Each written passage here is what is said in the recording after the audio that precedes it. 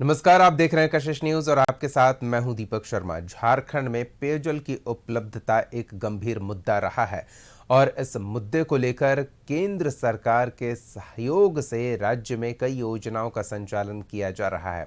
अभी अभी झारखंड के मंत्री दिल्ली में थे और वहां केंद्र सरकार के साथ कई योजनाओं के क्रियान्वयन को लेकर समझौते पर हस्ताक्षर हुआ है। लेकिन इस दौरान महत्वपूर्ण बात यह रही कि राज्य सरकार की ओर से केंद्र के समक्ष अपनी इस बात को लेकर शिकायत दर्ज कराई गई कि केंद्रांश योजनाओं से संबंधित राशि जो राज्य का हक है वो सही समय पर नहीं मिल रहा है। इतना ही नहीं, योजनाओं के क्रियान्वयन को लेकर राज्य में धरातल पर जो प्रयास हो रहा है उसको लेकर उनकी गुणवत्ता से संबंधित सर्टिफिकेट वो भी नहीं उपलब्ध कराया जा रहा है, जिससे योजनाओं पर आगे काम और आगे की राशि के आवंटन को लेकर प्रक्रिया धीमी रफ्तार से आगे बढ़ रही है और इसका खामियाजा आम लोगों को भुगतना पड़ रहा है। इसी मुद्दे पर हम बात करेंगे कि क्या वाकई केंद्र की ओर से झारखंड के हित की अनदेखी हो रही है, झारखंड की हकमारी हो रही है, या फिर ये कहीं ना कहीं सियासत से प्रेरित आरोप है। इस विषय पर बातचीत के लिए हमारे साथ बीजेपी की ओर से पार्टी का पक्ष रखने के लिए रमाकांत महतो जी जुड़े हुए हैं, आरजेडी की ओर से पक्ष रखने के लिए क्षितिज मिश्रा जी जुड़े हुए हैं। आप दोनों का बहुत बहुत स्वागत है। रमाकांत जी, झारखंड सरकार ने शिकायत की है कि पेयजल की उपलब्धता हर व्यक्ति तक सुनिश्चित करने के लिए सरकार तो प्रयास कर रही है, लेकिन केंद्र की ओर से पूरी तरह से सहयोग नहीं मिल पा रहा है। क्या कहेंगे इस पर? देखिए दीपक जी, माननीय मुख्यमंत्री जी कितने संवेदनशील हैं ये इस विषय पे आप समझ सकते हैं कि दिल्ली में बैठक हो रही है, इतनी महत्वपूर्ण बैठक है और उस बैठक में इनके पास समय नहीं है। माननीय मंत्री जी चले जाते हैं। ऐसे ही राज्य विकास परिषद की बैठकें होती है तो भी ये माननीय मुख्यमंत्री जी वहां जाते नहीं है। तो विकास के साथ जो ये केंद्र और राज्य के साथ जो फेडरल सिस्टम को जो दुरुस्त करने की जो व्यवस्था है ये कैसे दुरुस्त होगी? और दूसरी बात है कि आप केंद्र से पैसा लीजिए। आप याद होगा कि माननीय नितिन गडकरी जी हो या केंद्र के अन्य कैबिनेट मिनिस्टर हो, राज्य के विषय में कहते हैं कि जितनी खर्चा आपको पैसा चाहिए हम देंगे, लेकिन आप उसको समय पे उसको पूरा करिए और उसमें गुणवत्तापूर्ण काम करिए और उसको ऑडिट करा के आप केंद्र को भेजिए जी। लेकिन राज्य सरकार अपने में मशगूल है। इनकी कोई भी यहाँ पे योजनाएं सही तरीके से अब तक धरातल पे अपनी योजनाएं उतार नहीं पाए हैं। को केंद्र सरकार की योजनाएं कहां से उतार पाएंगे? आप जेएसएलपीएस की कार्य योजना को देख लीजिए। हाल के दिनों में दीपिका पांडे जी उसका समीक्षा कर रही थी, वहां एक कदम नहीं चल पाई है सरकार। ग्रामीण विकास का देख लीजिए, जल संसाधन देख लीजिए या एजुकेशन का देख लीजिए। अभी जेटेट के लेकर के सरकार अपने आप में उलझी हुई है। राज्य में अराजकता की स्थिति बनी हुई है। आपस में ही रोज कमेटी पे कमेटी बन रही है और इस कमेटी पे कोई फैसला नहीं हो रहा है, कोई निराकरण का काम नहीं हो रहा है, कोई परिणाम नहीं आने वाला है। माननीय क्षितिज जी राजद के प्रवक्ता वहां बैठे हुए हैं, उन्हें पूछिएगा कि भाई ये भाषा विवाद को सुलझाने में आप कितने दिनों में इसको सुलझाएंगे? अभी मामले को सुलझा रहे हैं कि उलझा रहे हैं आप? जी, हम पूछ ही लेते हैं कि मामले को सुलझाने की नियत है उसमें कमेटी में जोड़ रहे हैं, उलझाने की नियत है। लेकिन रमाकांत जी, मसला ये है कि हम और तमाम मुद्दों पर फिलहाल तो हम इस बात पर चर्चा कर रहे हैं ना कि गर्मी का समय है। अगर सरकार की ओर से पर्याप्त राशि का निवेश किया जा रहा है योजनाओं के क्रियान्वयन में, तो केंद्र की ओर से भी केंद्रांश समय पर दे दिया जाता तो इस गर्मी में ग्रामीणों को सुदूर इलाकों में पेयजल की उपलब्धता सुनिश्चित कराई जा सकती थी। अगर दोषी राज्य सरकार भी है तो ठीकरा केंद्र पर ही तो फूट रहा है। नहीं, आप दीपक जी मेरी बात को पहले समझिए। 2019-20 में उस वित्तीय वर्ष में 24,635 करोड़ राज्य सरकार को पैसा मिली केंद्र से जल जीवन मिशन के माध्यम से। अभी सरकार उस पर जवाब दे रही है कि केवल उसमें 50% ही कार्य हुए हैं धरातल पे और 50% कार्य हुए, उसमें गुणवत्तापूर्ण कार्य कितने हुए ये तो अभी तो जांच का विषय है, वो तो भविष्य के गर्भ में है। तो ये चीजें पहले आरजेडी के माननीय प्रवक्ता को पूछिए कि भाई अभी तक ये 19 का योजना है जी, और ये 2026 चल रहा है और आप उसमें आप केवल 50% काम किए हैं, तो आपको कितना दिन समय चाहिए और किस आधार पे आप केंद्र का अंश मांग रहे हैं? आप बिल्कुल, क्या केंद्र का पूछ ही लेते अंश हैं। रख करके केंद्र सरकार क्या करती? ठीक है, हम माननीय प्रधानमंत्री तो चाहते हैं कि देश विकसित श्रेणी में आए, बिल्कुल, और राज्य भी विकसित श्रेणी में है, लेकिन इनकी एक भी कार्य योजना गुणवत्तापूर्ण तरीके से धरातल ठीक पे है। उतरे, मतलब राज्य सरकार की ओर से जो प्रक्रिया है जिसके माध्यम से केंद्र की ओर से राशि का अगला किश्त जारी किया जाए, उस प्रक्रिया को पूरा नहीं किया जा रहा है, तो अगली किश्त जारी नहीं हो रही है और फिर सरकार केंद्र पर आरोप लगा रही है कि केंद्र की ओर से पर्याप्त पैसा समय पर नहीं दिया जा रहा है। क्षितिज जी, प्रक्रिया का पालन न करना और केंद्र पर आरोप लगाना दोनों दो चीज है। रमाकांत जी के आरोप भी गंभीर हैं, क्या कहेंगे? देखिए, रमाकांत जी के आरोप, उन्होंने कहा कि वह लगातार सोचते हैं राज्यों के बारे में और विकसित भारत के बारे में भी उन्होंने कहा। तो ये विकसित राज्यों को विकसित भारत उसको बनाना चाहते हैं जहां जहां भारतीय जनता पार्टी की सरकार है। जहां भारतीय जनता पार्टी की सरकार नहीं है, ये चाहते हैं कि किस प्रकार से वहां पर वो अपना वो करे, अपनी सरकार बना ले। इसी मद में हमारे पैसे को रोकी गई है। केंद्र सरकार ये बताए कि आपने कहा कि हमने पूरा काम नहीं किया। कैसे करेंगे काम? आप पैसा अगर रोक देंगे तो हम अपना काम पूरा कैसे करेंगे? इन्होंने कहा यूटिलिटी सर्टिफिकेट की बात कर रहे थे, ये काम पूरा हो जाएगा, यूटिलिटी सर्टिफिकेट दे दिया जाएगा। और जब यूटिलिटी सर्टिफिकेट नहीं दिया गया तो अभी क्यों छोड़ा आपने पैसा, हमारा पुराना पैसा? क्यों? क्योंकि सरकार किसी भी तरीके से चाहती है कि जहां जहां इनकी सरकार नहीं है वहां वहां सरकार को अस्थिर करने का काम किया जा सके। लेकिन ऐसा होने वाला नहीं है। आप देखिए, छात्रवृत्ति योजनाओं को ले लीजिए, आप बाकी सभी योजना, इनके सांसद जो कि गोड्डा के सांसद है, वो कहते हैं कि अगर नगर निकाय चुनाव में हमारे लोग नहीं जीतेंगे तो जो 11,000 करोड़ रुपए जो बकाया है वो पैसा नहीं दिया जाएगा। कैसे दिया जाएगा? इस प्रकार की बातें करते हैं वो लगातार आकर के। आप या तो, हम तो छात्रवृत्ति योजनाओं में भी लगातार कह रहे थे, आप या तो ये स्पष्ट रूप से कह दीजिए कि हम अब झारखंड में, क्योंकि यहाँ के लोगों ने भारतीय जनता पार्टी को नकार दिया है, इसीलिए हम झारखंड में एक भी पैसा नहीं देंगे, केंद्र सरकार की कोई सहायता नहीं देंगे, तब हम लोग अपना काम खुद कर लेंगे। आप बताइए, 50% जो उनका अंशदान होता है वो जब तक ये नहीं देंगे तब तक राज्य सरकार काम कैसे करेगी?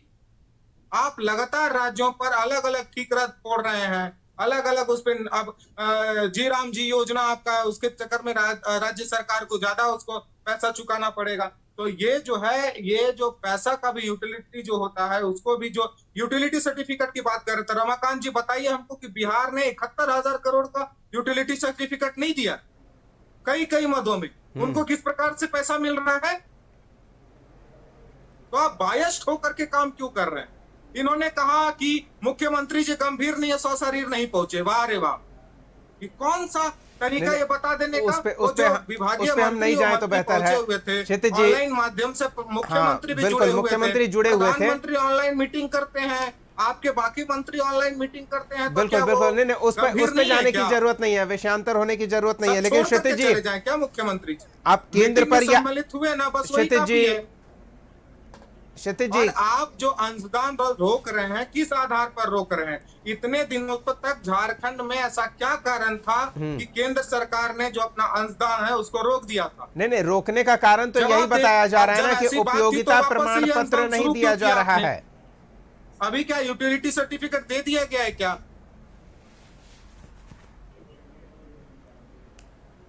क्षितिज जी, चलिए, हम आप तक आवाज पहुंच रही है क्षितिज जी? चलिए, हम दोबारा जुड़ते हैं आपसे। फिलहाल रमाकांत जी के पास चलते हैं। रमाकांत जी, ये भी दिखाया जा रहा है कि हम दरिया दिल हैं केंद्र की ओर से। हर राज्य, चाहे वो एनडीए की सरकार हो या गैर एनडीए की सरकार हो, नियमानुकूल सहायता उपलब्ध कराने में कोताही नहीं बरती जा रही है। लेकिन राज्य सरकार का आरोप है कि वह 6,500 करोड़ रुपए का केंद्रांश नहीं दे रहे हैं, लेकिन 2,500 करोड़ का आप अतिरिक्त सहायता प्रदान करने को तैयार हैं। रमाकांत जी आ रहे हैं क्षितिज जी आपके पास? जी रमाकांत जी बोलिए, तो ये दिखावा किस बात का? क्षितिज जी को सुनने के लिए बोलिए। क्षितिज जी जिस तरीके से बोल रहे हैं वो भी आरजेडी के प्रवक्ता, राष्ट्रीय जनता दल जो झारखंड अलग राज्य का विरोधी पार्टी रही है, वो पार्टी झारखंड के विकास की परिकल्पना सेट करे, बड़ा हास्यास्पद लगता है। अभी उनके पास श्रम नियोजन मंत्रालय है, अभी तक नियोजन बिना नीति बनाए यहाँ पे नियुक्तियां हो रही है, बाहरियों को नौकरियां ढलने से बांटी जा रही है। बात करें ना, ये आरजेडी। और दूसरी बात उपयोगिता प्रमाण पत्र देने में इनको क्या दिक्कत हो रही है? दूसरी बात मैं कह रहा हूं कि भाई आप 6 साल में एक योजना पूरा नहीं करेंगे धरातल पे और कहेंगे मेरा अंश दीजिए, तो क्यों दें? आपको गबन करने के लिए दें क्या? आखिर आप हिसाब, अरे अपना हाथ उसका हिसाब है कि नहीं? हिसाब चाहिए कि नहीं चाहिए? केंद्र सरकार को आपको हिसाब देना है कि नहीं? जनता का पैसा है ना वो, और जनता का पैसा का हिसाब जनता के खाते में खर्चा करनी है। इनके बाकी योजनाओं को तो देख लीजिए। जल जीवन मिशन की बात नहीं कर रहा हूं, जल जीवन मिशन तो एक बुनियादी विषय है जी। इसमें तो सरकार को बढ़ चढ़ के काम करनी चाहिए।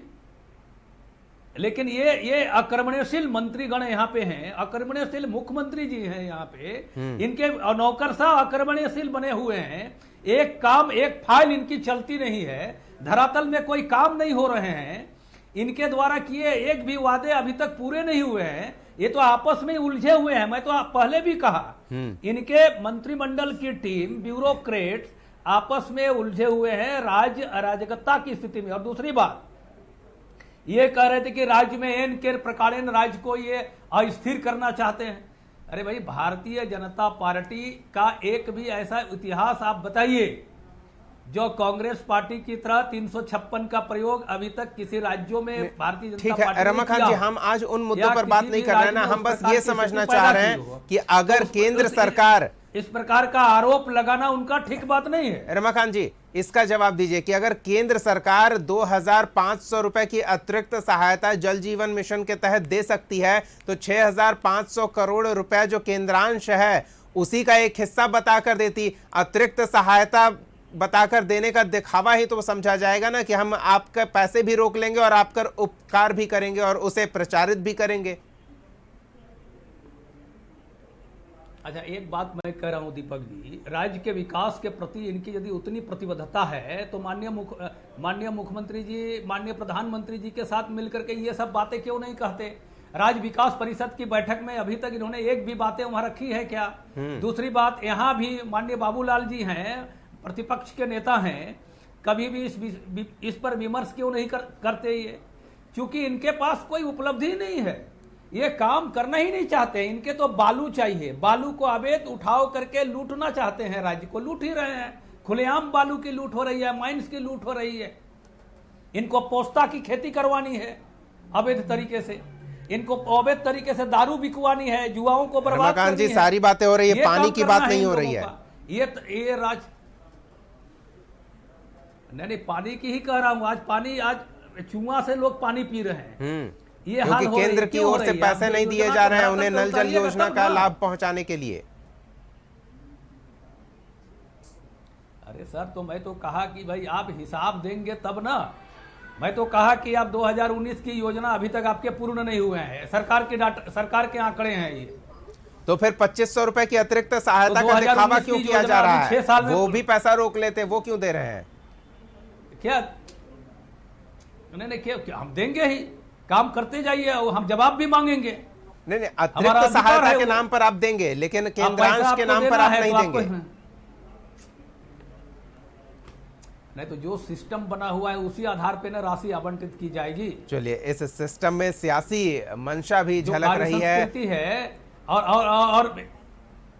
और बिहार की कार्य संस्कृति की तुलना पे यहाँ बिहार का विकास दर और झारखंड का विकास दर का तुलना कर लीजिए आप। झारखंड कहाँ है और बिहार कहाँ है? कि यहाँ आप सरकार में क्षितिज जी को पूछ लीजिए। तुलना मत करिए। और जहाँ तक कह रहे हैं कि सरकार नहीं बना पाए, आपके पास जवाब नहीं है। चलिए, क्षितिज जी की बात सुन इनके लेते हैं। राष्ट्रीय अध्यक्ष वहाँ तेजस्वी यादव के हस्त्र क्या नहीं, हुए? यहाँ बिहार में आरजेडी का नहीं, नहीं, हस्त्र क्या रमाकांत हुआ? जी, ये पूछ लीजिए उनको। ठीक है, हम पूछ ले रहे बिहार में आरजेडी का पूछ ले हस्त्र रहे क्या क्षितिज हुआ? जी। नहीं नहीं, आप कम से कम डिरेल ना होइए। आप तो प्रयास कर रहे हैं ना लोगों को शुद्ध पेयजल उपलब्ध कराने के लिए अपने स्तर पर। ऐसा नहीं है कि सिर्फ केंद्र की योजनाओं पर ही काम हो रहा है, राज्य की भी अपनी योजनाएं हैं शुद्ध पेयजल की उपलब्धता को लेकर। तो अगर उन योजनाओं के क्रियान्वयन में भी गंभीरता दिखती तो एक बड़ी आबादी गर्मी के समय पेयजल के लिए दर दर की ठोकरें खाती नहीं नजर आती। हर जिले से हमारे पास इस तरह की रिपोर्टें आ रही हैं कि प्राकृतिक पेयजल जहां है, गंदी स्थिति में हो, किसी भी स्थिति में हो, वहां से लोग बूंद बूंद पानी जमा करके अपने जीवन का निर्वहन कर रहे हैं। तो फिर कैसे आप केंद्र पर सिर्फ आरोप लगा रहे हैं अपनी जिम्मेदारियों से बचने के लिए? क्षितिज जी।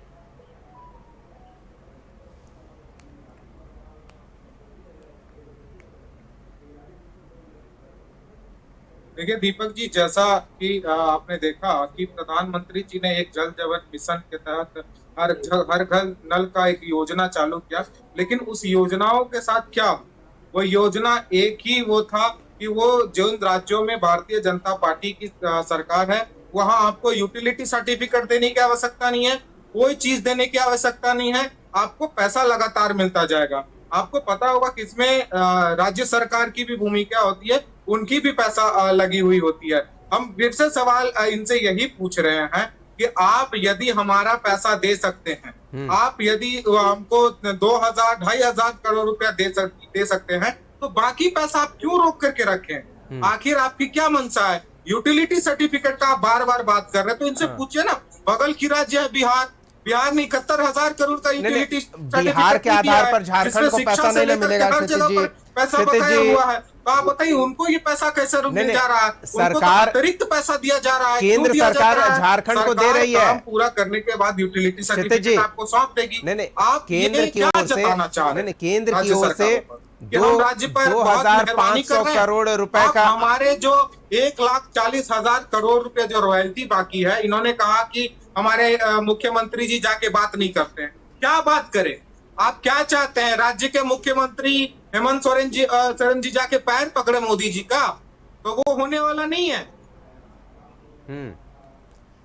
क्षितिज जी, राज्य को 2,500 करोड़ की राशि आवंटित की गई है, लेकिन इस शर्त पर कि मानकों का अनुपालन सुनिश्चित किया जाएगा। जिन मानकों के तहत योजनाओं का क्रियान्वयन है, यानी कि कहीं ना कहीं सरकार झारखंड में जो काम करवा रही है वो मानकों के अनुरूप काम नहीं हो रहा है। बस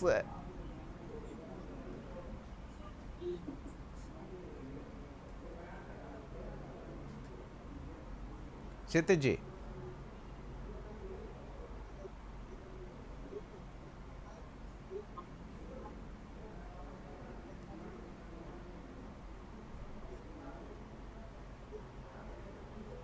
क्षितिज जी आवाज मिल रही है? देखिए दीपक जी, बिल्कुल मानकों के अनुरूप काम हो रहा है। नहीं, हो रहा होता तो राशि रुकती नहीं। इसमें रॉयल्टी में कौन सा मानक पूरा नहीं किया गया? रॉयल्टी की हम आज रॉयल्टी की बात नहीं कर रहे हैं रमाकांत जी। रमाकांत जी बताएं कि कब से रॉयल्टी का पैसा शुरू क्षितिज जी, हम एक विशेष विभाग से संबंधित बात कर रहे हैं ना। लोगों को कितना पैसा दे दिया गया है रॉयल्टी में? 12 किस्तों में रॉयल्टी का पैसा देना है 2026 से, ये कोर्ट का ऑर्डर है। हमने पूरा इसका ब्यौरा केंद्र सरकार को थमा दिया है। आप बताएं रमाकांत जी बताएं कि ये पैसा कब से शुरू होने वाला है? जी, वो हम जानकारी ले लेंगे, लेकिन आप ये बताएंगे ना कि क्या रॉयल्टी के पैसे को नहीं देना, इसके लिए जनता को आप दंड देंगे? प्रवक्ता मांग करें कि हमारा पैसा दे दीजिए, जो हमारा हक का पैसा है वही दे दीजिए। आज जो 2,500 करोड़ हम पिछले 1.5 साल से रट रहे हैं, आप आज जाकर के हमको 2,500 करोड़ दे रहे हैं। गर्मी इतना बीत जाने के बाद और राज्य में इतनी दिक्कतें होने के बाद कई सारी तस्वीरें हमने भी देखा है, तो आप आज दे रहे हैं पैसा? नहीं, तो आप ये बताइए ना कि जल संसाधन विभाग का काम भी रॉयल्टी के पैसे से ही करवाएंगे क्या? उसके लिए तो अलग से फंड है ना, राज्य सरकार के बजट में भी फंड आवंटित है, केंद्र से अंश मिल रहा है और अंश मानकों को पूरा करने का प्रावधान करते हुए दिया जा रहा है, तो उसमें रॉयल्टी कहां से आ गई?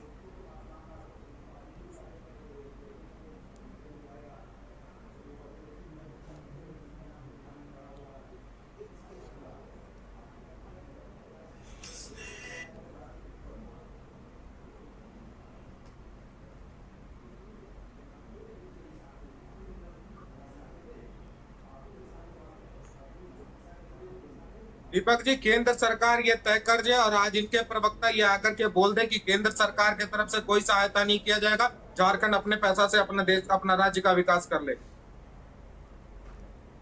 रमाकांत जी जवाब दीजिए इन्हें। नहीं, ये बातें इनकी मुझे लगता है असंवैधानिक बात कर रहे हैं राष्ट्रीय जनता दल के प्रवक्ता क्षितिज भाई। असंवैधानिक भले हो, सियासी जरूर है। भारत नहीं, संघीय ढांचागत दृष्टिकोण से देश चलता है जी। ये और केंद्र के समन्वय से विकास योजनाओं को धरातल में उतारना है, तो केंद्र इस प्रकार का भेदभाव क्यों करेगी? और हम केंद्र से ये कांग्रेस पार्टी की सरकार नहीं है क्षितिज बाबू, ये भारतीय जनता पार्टी के नरेंद्र मोदी जी की सरकार है, जो 2037 तक पूरे देश को विकसित करना है। आप काम नहीं भी करेंगे ना, तो माननीय नरेंद्र मोदी जी आपको काम कराने के लिए बाध्य करेंगे। संविधान तो और दूसरी बात ये बताइए, राज्य में जो आपका और दूसरी बात ये जान लीजिए आप कि आप ये बताइए ना कि पेयजल स्वच्छता विभाग और जल संसाधन में आपका बजट का कितना पैसा खर्च हुआ है आपका? ये पिछले जो वित्तीय वर्ष का मामला है, कितना पैसा लैप्स कर गया आपका? आप पैसा खर्चा कर नहीं पा रहे अपना पैसा, और आप ठिकरा फोड़ रहे हैं केंद्र पे, रोना रो रहे हैं वहां पर अपनी गलती, अपने नाच न जाने अंगड़ टेढ़ा। ये स्थिति आप लोग की बनी हुई है। राज्य में एक भी योजना आपका सुव्यवस्थित तरीके से चल नहीं रहा है। ट्रांसफर पोस्टिंग आप लोग उद्योग बना के रखे हुए हो। एक डीसी का अनन्य मित्तल का ट्रांसफर, देवघर डीसी का ट्रांसफर 1 महीना नहीं हुआ, आप लोगों ने रिटर्न कर दिया और वहां पे प्रमोटेड आईएएस बैठा दिए वहां पे। ये उद्योग खोल करके आप लोग विकास करना चाहते हैं। डीएमएफटी फंड में कितना घोटाले पे घोटाले करते जा रहे हैं। विकास योजना को धरातल में उतारने में आप लोग को दिक्कत और ठिकरा आप केंद्र पे फोड़ते जा रहे हैं। इतने ही घोटाले हो रहे हैं, एजेंसियां तो आपके पास है ना, सीबीआई है, ईडी है, सबको भेज दीजिए फिर से।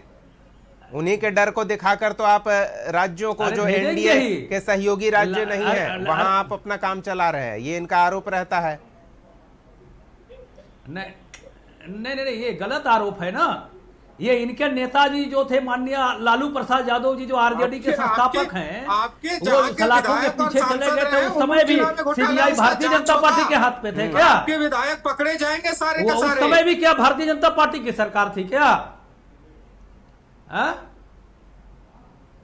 इनके जो अभी जो जेल पे थे उस समय भी सीबीआई की भारतीय जनता पार्टी की सरकार थी। ये एजेंसियां हैं, काम करती हैं। आप साफ स्वच्छ तरीके से काम नहीं करेंगे, ट्रांसपेरेंट तरीके से काम नहीं करेंगे, तो जाएंगे जेल।